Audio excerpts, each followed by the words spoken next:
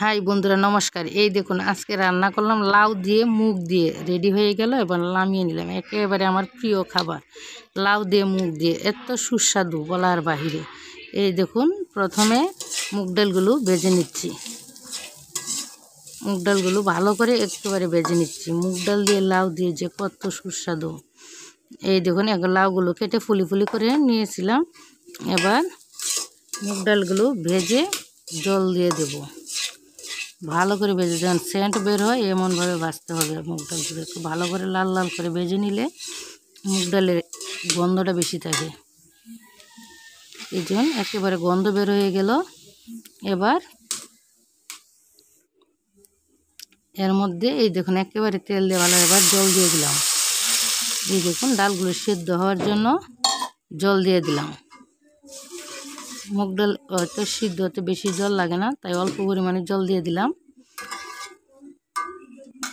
দিয়ে এবার দেখুন, ডালগুলো সিদ্ধ হয়ে গেল।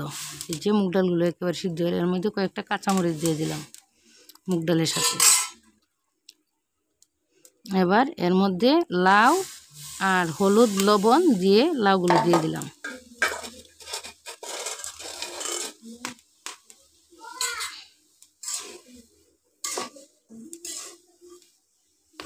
দেখুন, এবার মিশিয়ে দিতে হবে লাউ আর মুগে। একেবারে মাত্র কয়েক মিনিটেই রান্নাটা করা যায়। এবার রান্নাটা করতেও বেশি সময় লাগে না, খেতেও খুবই সুস্বাদু লাউ দিয়ে মুগ দিয়ে। লাউ সিজনে এগুলো না খেলে হই না, নিরামিষের দিন এগুলো খুবই পছন্দ। এই দেখুন, এবার লাউগুলো মজে যাবে। এর মধ্যে একটা ঢাকনা দিয়ে দিলাম। এই দেখুন লাউগুলো একেবারে মজে গেল। দেখুন কত সুন্দর হয়েছে। এবার নামিয়ে নেব। এর মধ্যে এবার ফোড়ন দেবো। সরিষার তেল দিলাম, শুকনো মরিচ দিয়ে দিলাম। এর মধ্যে পাঁচফোড়ন দিয়ে দিলাম। যেহেতু নিরামিষ রান্না করতেছি সেহেতু এর মধ্যে পাঁচফোড়ন দিয়ে দিলাম।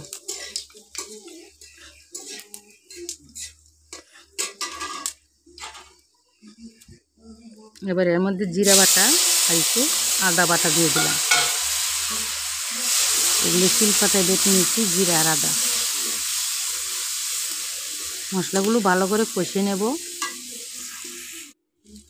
এই যখন মশলাগুলো তেল ছেড়ে দিচ্ছে, এবার লাউ মুগ ঢেলে দিলাম। এই যে মিশিয়ে নিচ্ছি। এবারে অল্প একটু সময় রান্না করে নামিয়ে নেব। এই দেখুন কত সুন্দর হয়েছে।